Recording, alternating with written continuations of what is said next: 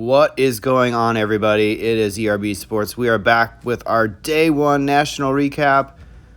What a day. We drove all the way from Fishers, Indiana to Atlantic City, New Jersey, stopping in Washington, Pennsylvania on the way. Look at this really cool sand sculpture, the National, 42nd National. As we enter the show floor here, the highlight of my day by far was doing the live stream for that's my channel, ERB Sports. I was doing the live stream for Step in the Box. I didn't, unfortunately, have enough subscribers, so as we enter the show floor here, I'll try to hit some of the highlights, some of the more unique items. As we entered the show floor, we found this really cool page of buttons. I didn't necessarily pay attention to what every single one of these buttons were, but I just thought they looked cool. Next, I actually thought these were real pennant trophies from the World Series. As I looked closer, they were actually replicas autographed by the players from the teams that won the championships in those given years. You had a couple Major League Baseball World Series trophies, as well as a couple of Vince Lombardi trophies and Larry O'Brien trophies that you will see in a few seconds. There's Derek Jeter right there. Couple more here coming up, but one of the things that I was astounded by as you're going through the floor is just the vast variety of items that different dealers' tables have. Like in this case, it was less about cards and more about sports memorabilia and just unique items that you really don't see very often at your local card shows. So as we scan forward here and take a look at these lovely Larry O'Brien trophies from a couple of the NBA championships, these were of course replicas, but nevertheless really fun to see in person. I wonder if they're the exact same size of the real items. The baseball ones seem rather large. One thing that was funny as I was looking at those baseball ones, that kept reminding myself of the George Costanza in the parking lot yelling, "Costanza or Steinbrenner, you're a loser, blah, blah, blah," and destroying the Yankees pennant and eventually, I think, getting fired for it. But then some other guy, I think Wilhelm, took credit for it, and George got his job back, even though he didn't want his job. As we move forward here, one of the next things we're going to look at is the general layout of the show floor. In the center, they had a lot of your kind of corporate tents. You've got like Panini and Topps and Upper Deck and Beckett. They all had some larger space allocated to them. The Beckett booth was quite busy. The Panini booth was quite busy. Probably a lot of angry folks with their redemptions that they're not getting back to them. Panini and their redemptions, gosh, gotta love it, right? Really cool to see a lot of different variety in the show floor. It really had something for everybody. As I was doing Step in the Box Brett's live stream, I think we traveled through this area about 3 or 4 times. I was trying to look for Card Collector 2 and slab stocks, and everybody kept telling me it was at booth 1560, but unfortunately, I couldn't find booth 1560. I will say that being live on YouTube and trying to pay attention to chat was a little bit harder than I thought. And as we get forward here in the corporate section, you can see there Beckett up on the right. One of the things that I noticed was that eBay actually had a booth set up, which I think they might have last year. They were actually the sponsor of the swag bag that the VIPs got. There you can see 2022 National, eBay, and I think that's SKE or something like that.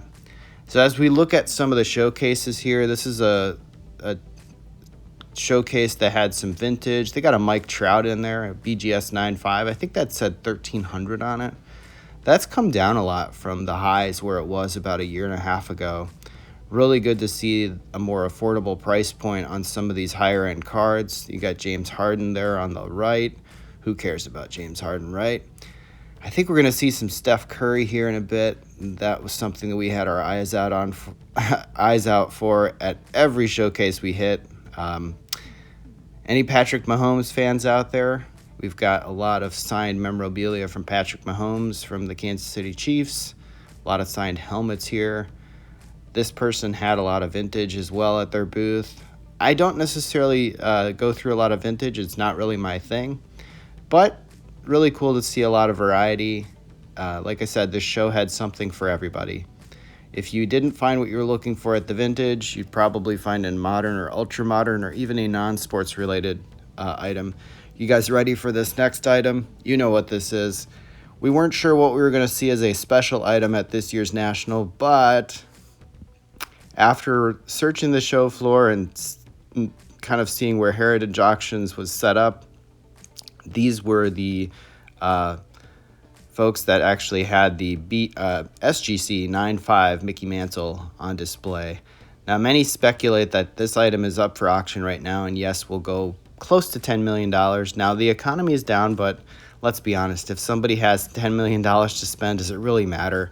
I guess all you need is two people to sort of have a bidding war and sort of bid that card up, whoever wants to own that card. Really cool to see that in person. Never saw a vintage card before with that high level of quality. Almost perfect centering, perfect sharp corners, really glossy finish, no blemishes to speak of. I don't know if that this would cross to a PSA 10, but it definitely has a very, very nice visual appearance and a pretty cool backstory as well. So as we move forward and look at some more showcases and a couple other things that happened on day one, mind you, I spent about 80 minutes doing Step in the Box Brett's live stream. Here we've got a case. I think this is a case of baseball, followed by some basketball. I think there you'll find some Steph Curry and some 1986 Fleer cards in there, as well as I think Jason Tatum and Anthony Edwards, as you can see.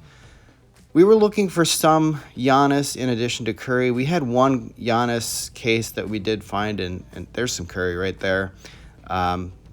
There were a couple unique cards that I did not see anywhere else, but I did see a lot of the same items that I have seen before.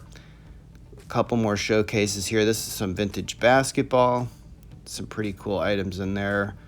Probably some more Steph Curry, or there's a LeBron. Yeah, this was the case that had a couple Currys that I had not seen before. As you can see, there's like 4 or 5 down at the bottom of the case, leading into the SGC 8 Curry Topps rookie. The one on the far left there was the one that I think was most interesting in the SGC 10 there. Couple Luka Doncic cards here. I don't know what the vibe is of the show floor as far as who the hot players are. Haven't heard a whole lot of chatter about Luka Doncic or anything like that. The other thing that I noticed in this case was they had a PSA 10 Mike Trout. I remember a couple of, maybe a year and a half ago, that card was well over like $3,500, and now it's down around like $2,100, probably even trending lower than that if you can work a deal. There's some Juan Soto. Here we go. Well, Card Collector 2, I finally found their booth after hours and hours of searching. They were right by the bathroom, and they were giving out stickers, and they said, here, you want some stickers, some free stickers. So they handed me the base, right? The base, plain, and I said, nah, you got to do better than that. And so I made sure that they gave me the silver or the refractor as well. So there you can see they gave me the base and the silver. So now I feel like I won. And I got Brett a copy of those as well. And as you see there, we did get the VIP pass in the Hyper Prism. And last but not least, I got my own baseball cards, so stay tuned for day 2.